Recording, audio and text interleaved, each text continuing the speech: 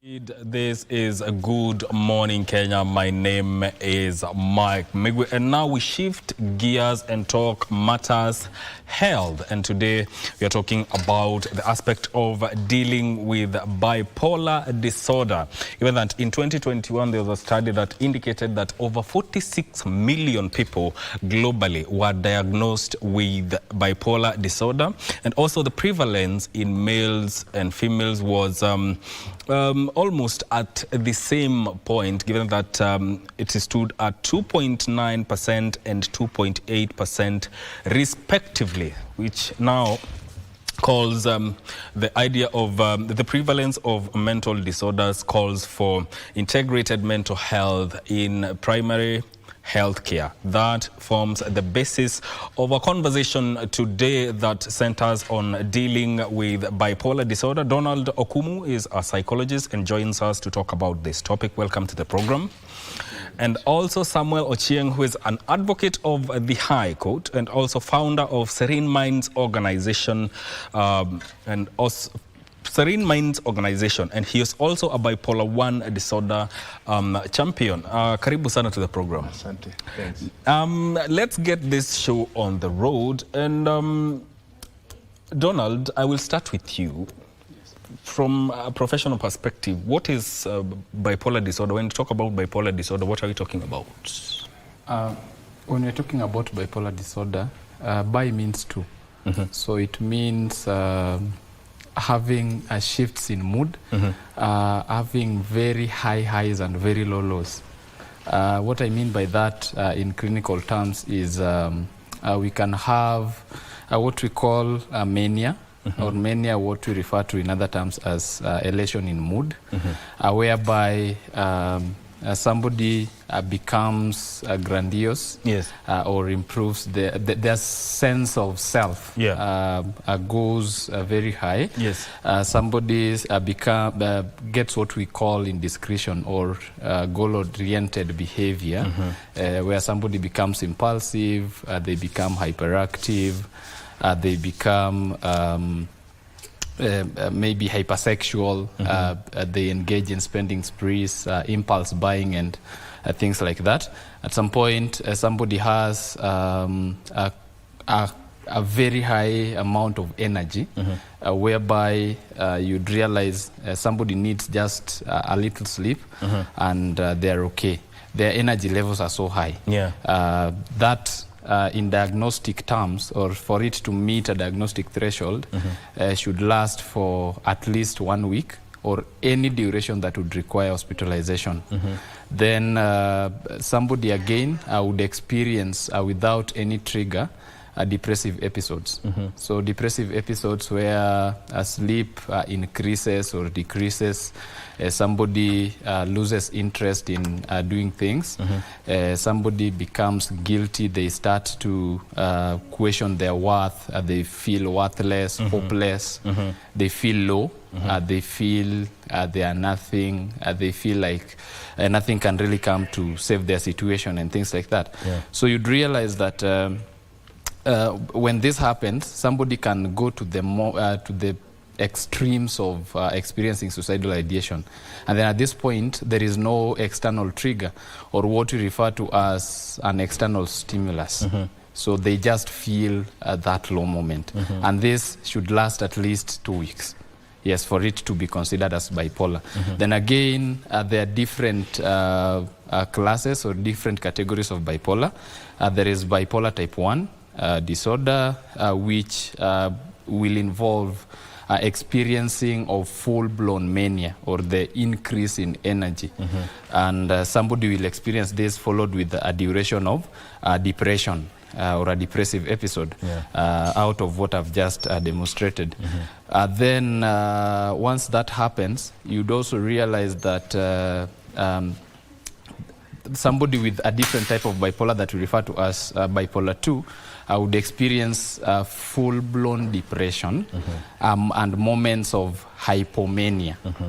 I did not say what hypomania is, but hypomania is now the less severe symptoms of mania. somebody experiences mania but not at the full-blown degree. So the classification depends on, is based on severity of it? Not necessarily, but the symptomatology, yes. But then what is standard for both of them is the cyclic mode of mood fluctuation. So there is mood fluctuation for both of them. Samuel, Yes. you are a champion of bipolar 1 disorder, Yes. and you experienced it, you went through it. Take us through the journey. Yes. Well, I grew up in the slums of Mudhurwa. That's where I was brought up by my mom. My dad passed away when I was in high school. Yes.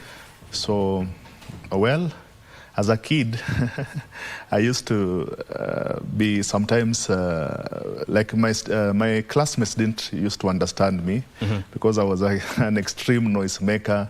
And in class, in primary school, and sometimes I'm composing music, even in class, and disturbing the peace of students. They didn't understand me when I was in primary school. And at times I'm withdrawn, I'm depressed. I withdraw from people, people begging me to talk to them. And they people, basically in primary school, people didn't understand me at all. And in high school, the same. So I was a musician in the year 2000, a gospel artist in Kenya. So what happens is that the stress, you know, those days there were not many musicians in Kenya who were singing gospel. We were like the pioneers. So I used to attend even 5 concerts in a day. One day. Yeah, you sing here, you go there, you sing. Unapewa 500 hapo. I told God bless you, and we move on. And that time you have composed a song with 20,000. But that was life then. But the stress caused the bipolar. Bipolar is something that you're born with. It's in the blood. It waits for a particular point in your life to manifest with a trigger. So what triggered is this stress that I was experiencing as a musician, like having many concerts at a go. So this triggered the bipolar to manifest, and I became manic, extreme manic, because now I thought I used to have, like you were saying, grandiosity. Suddenly I felt I was a prophet sent by God to deliver Kenya out of misery, and especially at night, sometimes even at 2 a.m. Now, as he has explained, in mania, there's decreased need of sleep. So sometimes I wake up at 2 a.m. and walk to town that I'm going to preach. Now I was a religious man, so that I'm going to preach to people. Disturbing the peace of the people at night, especially the ladies of the night, the prostitutes along Koinange Street. I used to go disturb them, that I want to preach to them, for them to come out of the streets. And my mother and my brother noticed that there is something fundamentally wrong with me. So they contacted a psychiatrist who said that I should be brought to the hospital. But the conundrum was that I felt I was well, that I had no need of going to a psychiatric hospital. So, but this mania increased, and I became psychotic. In manic episode of bipolar, you can experience hallucinations. You can experience delusions and paranoia. So hallucinations, you hear voices. You smell things that are not in existence. So I could hear voices, talk up, I end at town, ubiria watu, you know, such like things. And delusions, so delusional beliefs about myself, that I'm an important person sent by God. I remember in Langata, the rain came at some particular point, and I was telling people I'm the one who has sent the rain. So my mother and my brother didn't know what to do. So their only option was to organize for people to tie me up and forcefully take me to a psychiatric ward. So I was tied up, taken to a psychiatric ward, where I stayed for about 1 month. So in the psychiatric ward, you are taken to a strong room first, because you don't want to be there. So you are forcefully taken to a strong room where you stay until you calm down. The first step is you are given a powerful injection to immobilize you. So that's basically it. That one was before I joined university in the year 2002. Yes. Yes. And, is it something that is close to split personality?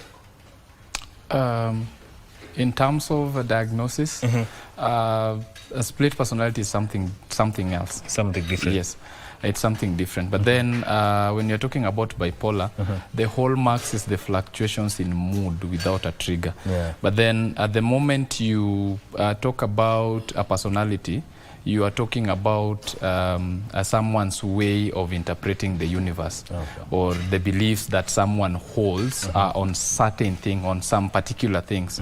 Not necessarily mood fluctuations, but then you could be talking about different ways of getting things done, or different ways of handling situations and whatnot.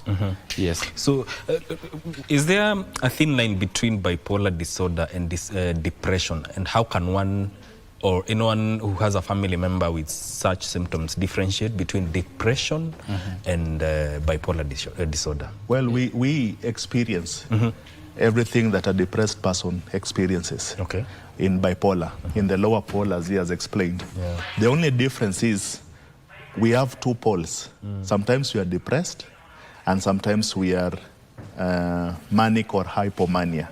So in a depressed person, there's no interval where he now shifts to happiness and elated mood. So it's difficult to diagnose sometimes bipolar, because when somebody comes with a depressive... So hold that thought. Let's go for a break. We are coming back to continue with this conversation. Stay with us.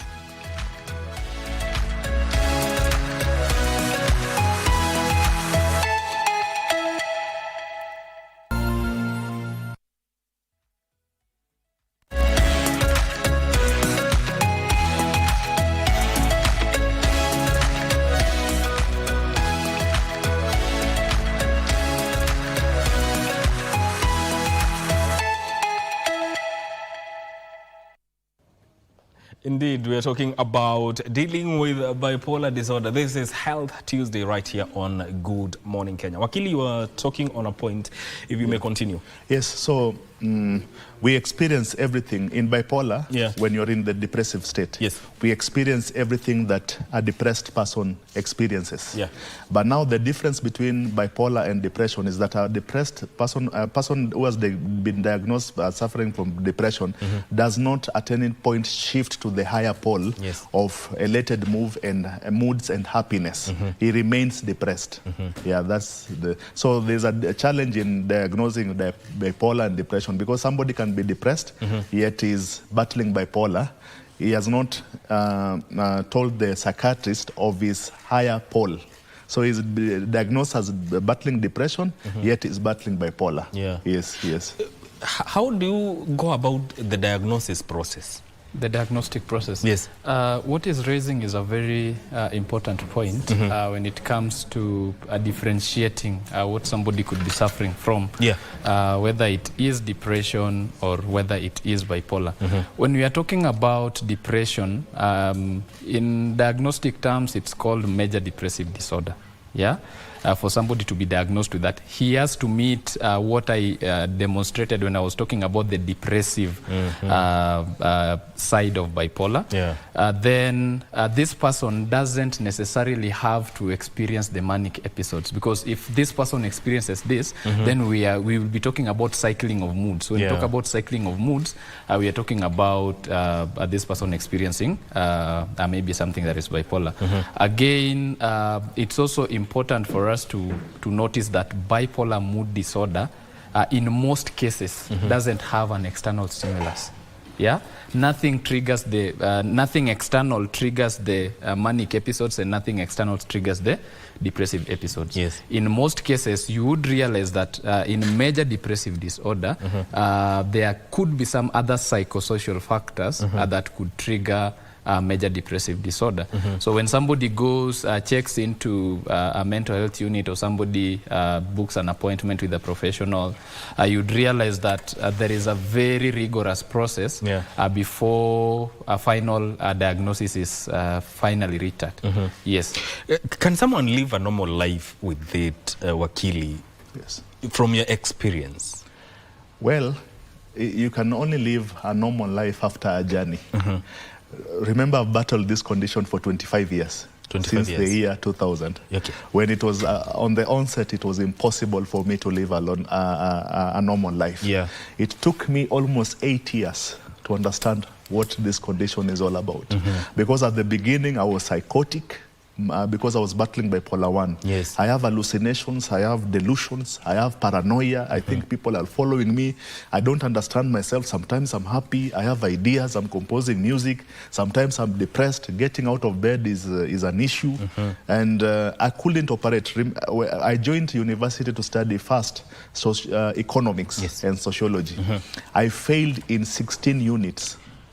16 in my first trial because of this condition. That's how terrible it was. And I had almost 6 relapses. And at that point, you had not realized it was bipolar disorder? I have already realized it. I've been diagnosed before even I joined campus in the year 2000.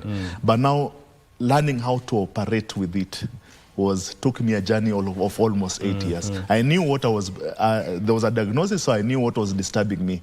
But now, trying to know which medication works for me, trying to keep up with the therapists. So it took me a journey so I failed in 16 units. I began to study law afresh in the year 2008.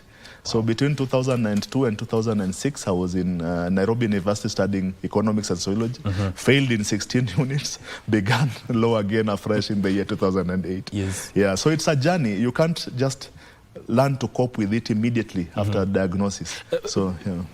Okumu, is there an age at which you can say it's easy to diagnose bipolar disorder? It only can be noticed with age? Okay.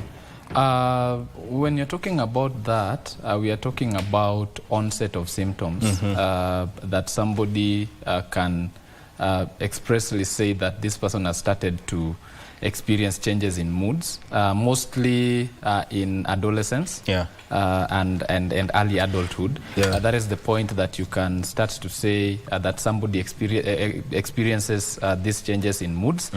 So when you've ruled out anything, any external trigger, and then you look at whether there could be issues contributing to the changes in moods. Adolescents, where somebody is identifying themselves, somebody is getting to interact with the universe from a different perspective, going out there and meeting people, going to school, maybe starting to become responsible for themselves. Those are the moments that mostly the prevalence increases. Yes. Now, what are the dangers of misdiagnosis, especially when it comes to bipolar disorder? Yeah. Misdiagnosis can be very costly to the individual who is misdiagnosed, maybe to the professional who misdiagnoses, and then to the significant others of the individual. Now think of it as, because it could not be a one-sided coin, whereby you either point a finger to the professional, you point a finger to the victim, or you point a finger to maybe some other factors. There could be some other individuals who would fake symptoms.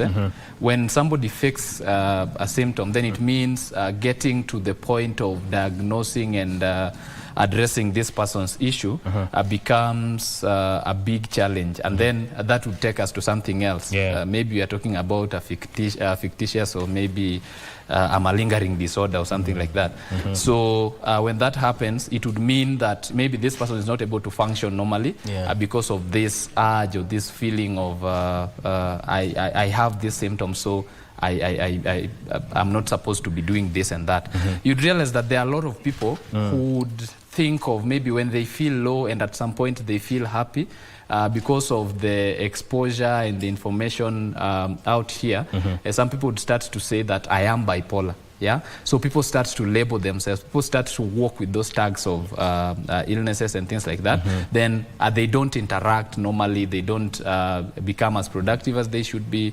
They don't meet their responsibilities. There are things that they are supposed to do that they are not able to do because they have this tag that I have a mood issue or a mood disorder. Yeah. So that can happen at some point. You'd realize that because of some other factors, maybe family dynamics, some history, some socioeconomic factors could also lead to a misdiagnosis. But then when somebody is misdiagnosed, you'd realize that there could be need for that person to be put on medication. When you're put on medication and you don't have a specific illness, the side effects are worse than when you are put on the medication for that particular illness. Yes. Wakili, when it comes to treatment and managing a bipolar disorder, is there a way that lifestyle things like sleep, diet, and also stress management, how do they intertwine in the whole idea of managing bipolar disorder? As people who battle the conditions, we usually call them triggers, because now when you have stress, it can trigger you to go to the depressive state, or when you have, it can trigger you to go to the manic state. So lifestyle changes plays a role. Like me, for example, I have a routine. It helps me because, as the psychologist said, there's a difference in sleep patterns. So me, I watch myself because I have to sleep for around 8 hours or 7 at a particular set time of the day, and I wake up at the particular set of the day. Because if I sleep less, it triggers me to be manic. And if I sleep more, it triggers me to depression. Then I go to the gym. Exercise is very crucial because now it gives it enables me to have the feel good hormones, so that I'm not in the depressive state. I have routines in terms specific time to shower, specific time to eat, and then I don't eat non-nutritious food because I know this is a disorder of the brain. If I inject the brain with food stuff that are not bringing in the chemicals that I need, then it can trigger. So you have to stick to, let's say, if it's a diet, you have to stick to a specific type of a diet. Yes. Daktari, how does medication and therapy work in all this? How do they work together in treatment, medication and therapy? I talk about 2 phases of the condition. There is the acute phase, and then there is the maintenance phase. You'd realize that somebody is very manic, that they cannot be managed in terms of maybe talk therapy, or maybe you cannot be able to hold any meaningful conversation with that with that person. So you'd realize that this person would need hospitalization, and at some point medication is involved at that point for this person to calm down. So you'd realize that therapy or psychotherapy is not functional when somebody is manic. It can work when somebody is depressed, or somebody is in the depressed phase. So when somebody is put on medication, you'd realize that in cases of misdiagnosis, somebody can have depressive symptoms, and then somebody just says that, oh, this person could be suffering from depression, and then they are put on antidepressants. When somebody with bipolar mood disorder is put on antidepressant, then that would trigger mania. Yes, because it will elevate this person's mood. So you'd realize that medication and therapy are things that can be used in a controlled setting, whereby you're able to tell how much is this able to help, and how much can this not help. Yes. When it comes to treatment, there are options that fit bipolar 1 more than bipolar 2, or it's like a one-fits-all kind of a treatment? No. it's not a one size fits all. There are specific mood stabilizers. When we're talking about bipolar and its management in terms of medication, we are talking about a class of psychotropic medications called mood stabilizers. And we'd realize that when it comes to management of extremely manic cases, we'd be talking about things like lithium or some antipsychotic medications, especially the second generation antipsychotics that are also known for their impact on stabilizing mood.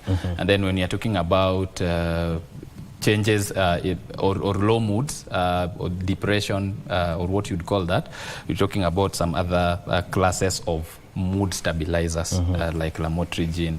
I think about maybe valproate, sodium valproate, and things like that. Yes.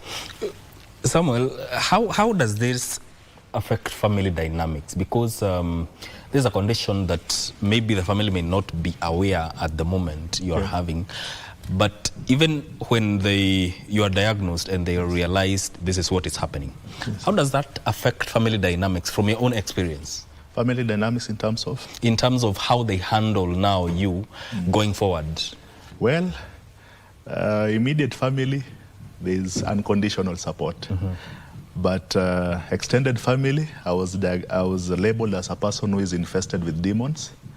So I couldn't visit my extended relatives. They completely cut me off. In fact, my mother was being advised by my relatives to take me to witch doctors, that I have demons. Niende nitolewe mapepo, because now my mother stood her ground. She's a Christian and she believes one day God will heal me.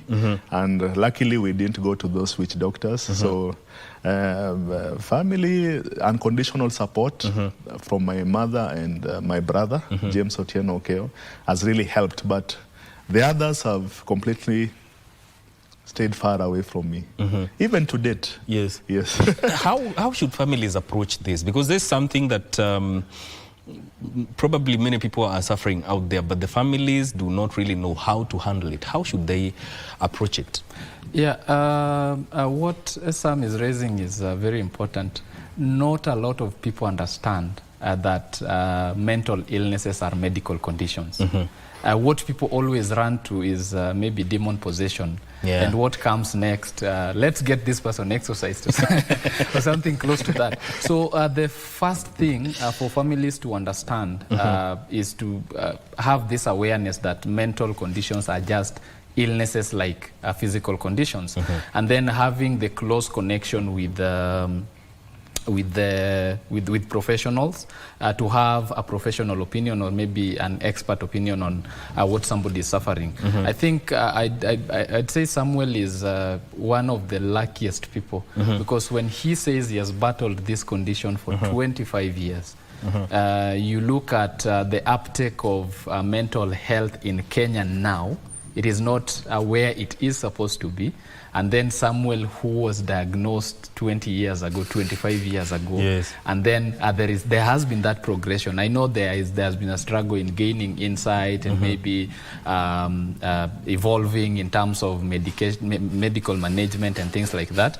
There has been that. So the thing that families need to understand that it is not demon possession.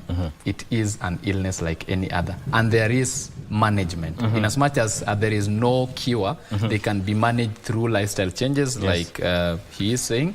They can be managed through medication adherence, checking in with your psychiatrist continuously, adhering to those therapeutic appointments and things like that, and having maybe a structured way of doing things. Yes. How frequent should the therapy sessions be for a person who is dealing with bipolar disorder? That depends on several factors.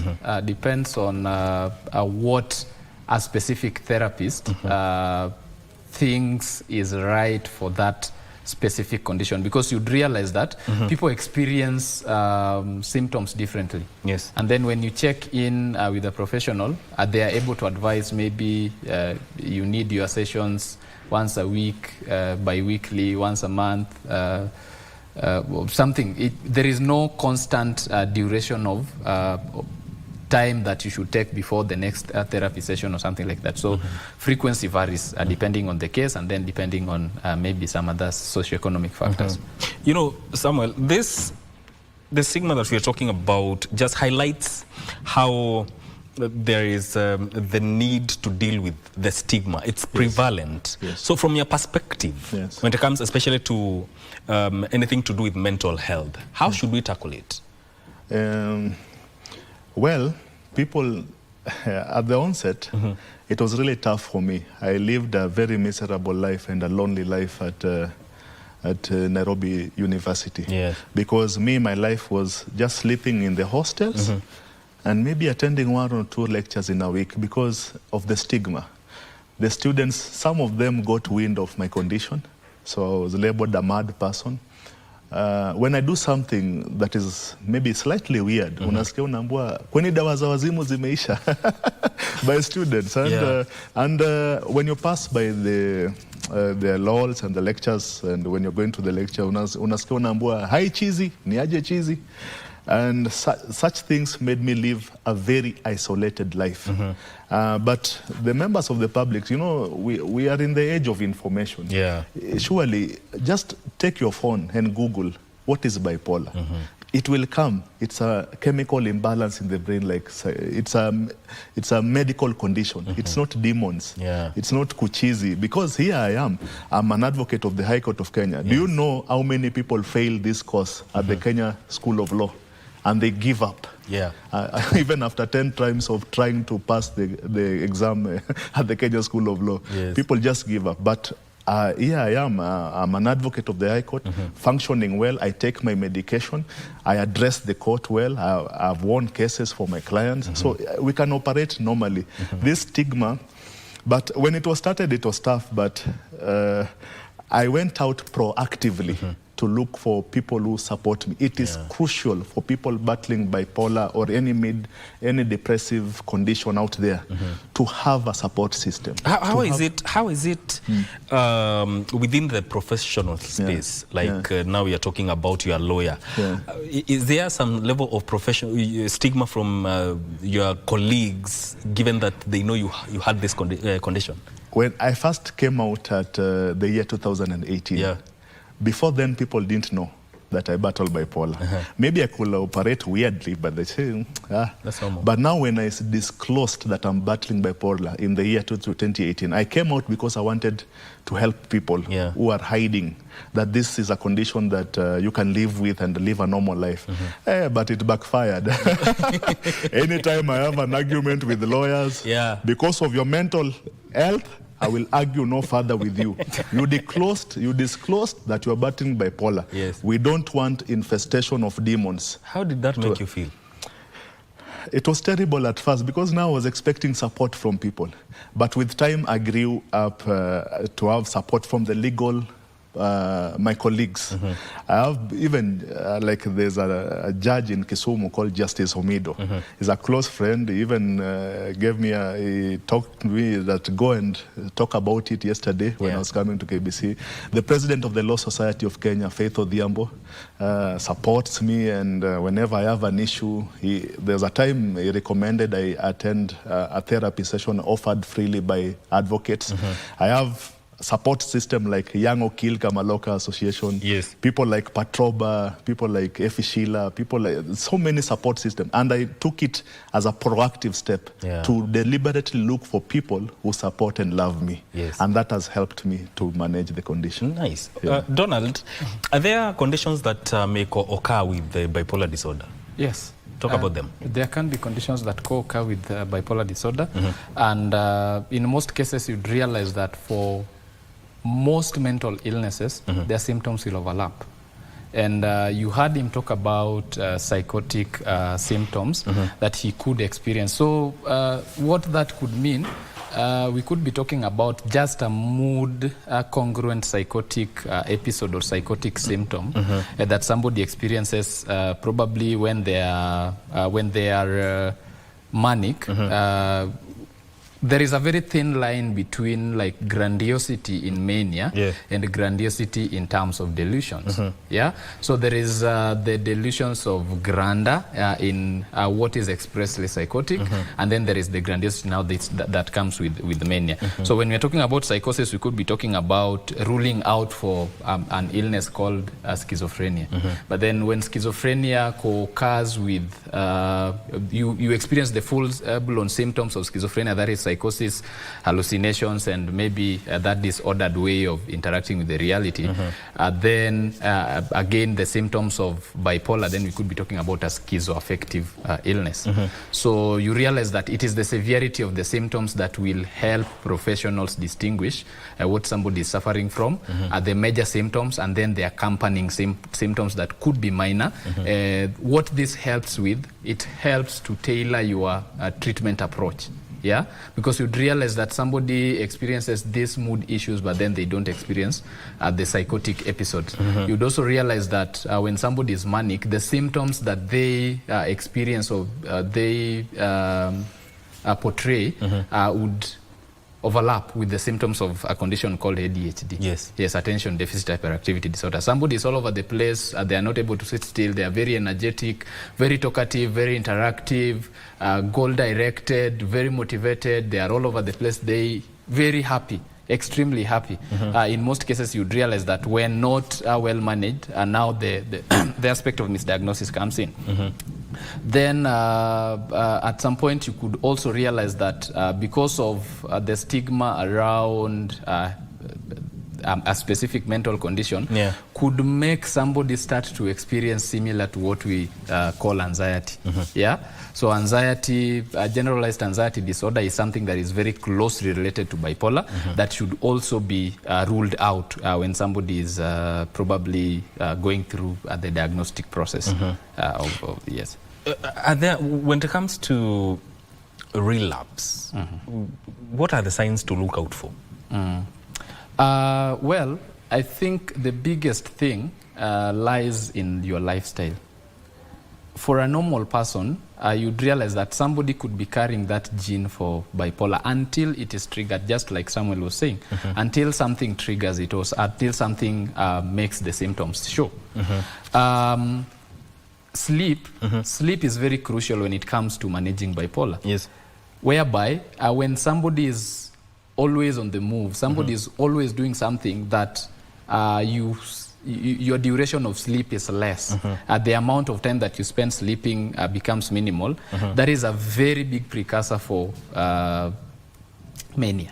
Yes, when you sleep so much, when you sleep a lot, that is also a trigger for a depression, like he was saying. So sleep, also observing what somebody does in terms of meals, what somebody takes in, who somebody interacts with, the kinds of people somebody keeps around them in terms of support or in terms of people who are going to stigmatize or victimize. Also exercise, also a very important thing. But when these things, when somebody breaks from this, especially after being diagnosed with this condition, you'd realize that there is a change or there's a shift in terms of how somebody relates. They start to become more isolated, or maybe they break from that routine of exercise, that routine of getting things done in a specific way. And then that could mean that this person is slowly moving back to where they came from. But then you'd realize that when somebody gains insight, you will get to understand that relapse and remission are two major signs or two major hallmarks of mental illnesses. It will go and come back. Remember I said that they can be managed but not cured. Yeah? So you'd realize that the symptoms can go for a duration of time. At some point, something again triggers you, because in as much as you've been diagnosed and everything is now clear to you, it doesn't mean that the external triggers will go away. The external triggers will come, but then once you've been able to understand and you've gotten to a point of knowing that this is how I'm managing it, this is the condition that I'm suffering from, then it calls for you to devise ways of handling these triggers as they come, now that you are interacting with this illness from a point of knowledge. Yes. You said you did relapse, eh? Yes.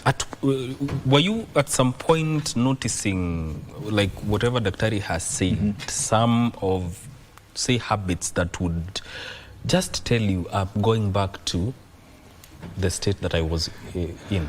Yes, for bipolar is, I will describe it as an energy or sleep disorder. Like he's saying, when you have high energy or when you sleep less, like 3 hours, 4 hours, you are in manic. You are in the higher pole of bipolar. When you oversleep, it shows. So those are some of the things. You know, me, I was now manic. I can't really tell, because when you're manic, you have lost touch with reality. It's only people who are outside who can tell you what you have been doing. But when you, things like, when I find myself talking a lot, being highly excited and being, I just see that this is mania coming, and I need to maybe rush to the psychiatrist or change medication or So now you started Serene Minds organization. Yes. How has it helped you in your journey, and how are you reaching out to other people? Yeah, Serene Minds organization is a community-based organization. We are based in Umoja 2 Ward in Eastlands. So what we do is just advocacy in our community for mental wellness and taking care of people, people who, we have psychologists in our team, in a Serene Minds organization, led by our Vice Chair, Teresia. So we go on the lookout in our community for people who are battling mental disorders and try as much as possible to help them or connect them to psychiatrists or connect them to psychiatrists and psychologists, maybe like him, when they need psychotherapy. So that's we started in the year 2023, and our main activity is annual concerts. Like we have annual concerts where people come, we invite musicians, we invite comedians, and then there are psychologists who are there to talk to people, and we collaborate with other mental NGOs that they come with their tents and they offer free counseling at the venue. So our main activity is annual concerts, which we call Jikaze concerts. The next one will be on 7th September. At the Bomblas Memorial Park. The last one was attended by advocates of the High Court. Even the president of the Law Society of Kenya, Faith Odhiambo, was in attendance, plus other seniors advocates. We just come, we talk to each other, we interact, we are talked to by psychologists, we have a good time, we dance, we go home. Have you had cases where some of your colleagues, through now your efforts, come out and say, I have battled this condition? Yes. No, yes, they do it privately. Not everybody has the stamina to come out publicly to declare that you have bipolar because of what I experienced. They don't want to experience that stigma and backlash, and they didn't. But privately, many advocates have told me, I battled the same. Keep up what you're doing. It's only that we can't come out, but we like what you're doing. You have given us hope. You are an inspiration. So. Doctor, how can we ensure that there is a good environment where people dealing with such condition, not only bipolar disorder, but other mental conditions, can come out freely without feeling judged, especially within the community? I think my biggest call to everybody is that make yourself aware. A stigma is close to ignorance. So don't be ignorant that you see somebody suffering, or you see somebody going through something that you are not able to explain in your own terms, and then say that now I don't want any association with this person. Let's ensure that we are aware ourselves, and then let's ensure that we create safe environments for everybody, because the biggest thing is that nobody is immune. In terms of a mental illness, nobody is immune. It can, anybody can suffer from any any mental condition. Anybody can suffer from any illness, just like any other physical condition. So what we need to do is create a supportive environment whereby in cases that we are not able to help our friends, we hook them up with professionals. That's why we have professionals around. That's why we have support groups. That's why we have organizations like the one he's talking about. That's why we have mental health institutions. So let's ensure that we make use of the resources that we have around us, and then let's make sure that ourselves are supporting these people as opposed to victimizing or stigmatizing. Just to add on that, yes, in terms of ignorance, I'm a Christian, but the church, many churches or many religious leaders are completely clueless when it comes to mental health issues. Yeah. Remember, I was a Christian, so you can imagine the number of people who prayed for me. There was a time I was surrounded by 7 pastors. They were trying to cast out demons. There was a time I was poured anointing oil. It was too much oil on me. Those are things I can remember. Yeah. There was a time one pastor said that some witchcraft has been done on me from somebody in the village, that we should exorcise those demons. But who helped me? It was a psychiatrist who diagnosed, gave me medication to take, and I became stable. So when you go to a church and you have, for example, diabetes, you'll be told, man of God, just limit your sugar, or insulin, or when you have cancer, you are told, oh, go for chemotherapy. They're even scared of praying for you. Yeah. But when somebody walks to a church with mental illness, they say demons. Yet it's a medical condition, like he has said. It's not demons. So let's people stop this ignorance. Just even your phone, you can just Google what is bipolar, what is schizophrenia. Whose responsibility is it to create this awareness? Now organizations like us, because people on their own initiative are a bit lazy in terms of, because somebody will be like, why should I Google about bipolar? I have matters that are troubling me. The government also should increase awareness, because I don't know, statistics is 1 out of 4 Kenyans. So this thing is catching up, and very soon it will be full-blown, the whole country. So the government should take up responsibility to create more awareness, support groups like Serene Minds that are out there on the ground. Yes. Let's close with this, Daktari. How would you advise a family that has a person who is struggling with bipolar disorder? Number one, I'd insist on awareness, and now let me bring it from a different perspective, building on what Sam has raised.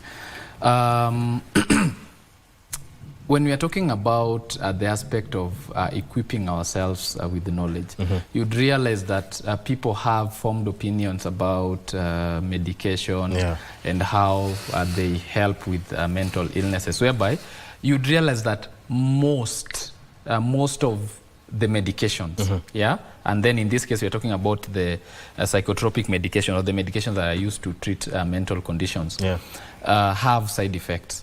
So when a medication has a side effect, in as much as it is addressing what it is supposed to address, and then it has some other side effects, you'd realize that somebody picks that side effect and say that this medication is not actually helping. This medication is not helpful. It's only making the condition worse, or it is bringing about that other aspect of the illness that we had not seen.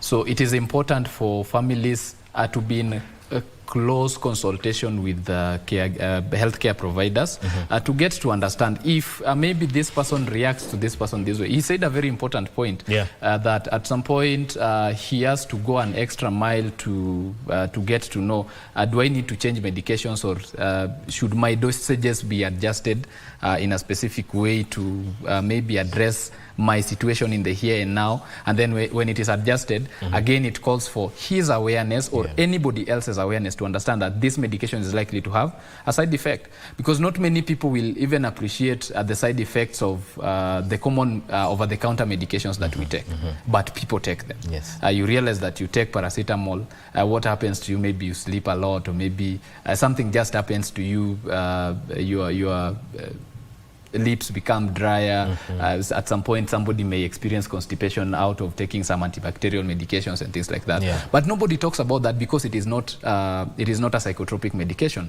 When it comes to understanding the side effects of this medication, people should be well aware. People should understand that these medications have side effects, in as much as the newer versions of the medications have less side effects because of the technological advances and what we can think of in terms of the new generations of the medications. Yes. So the biggest thing for families, get to understand, and then get to support your family members without pointing fingers, or without labeling them as not good enough, or maybe labeling them as not members of your family, or maybe people who are demon possessed, people who are not good enough, and things like that. It can affect everybody. Yeah. Offer support. Yes. Yes. Wakili. Yes. What is your message?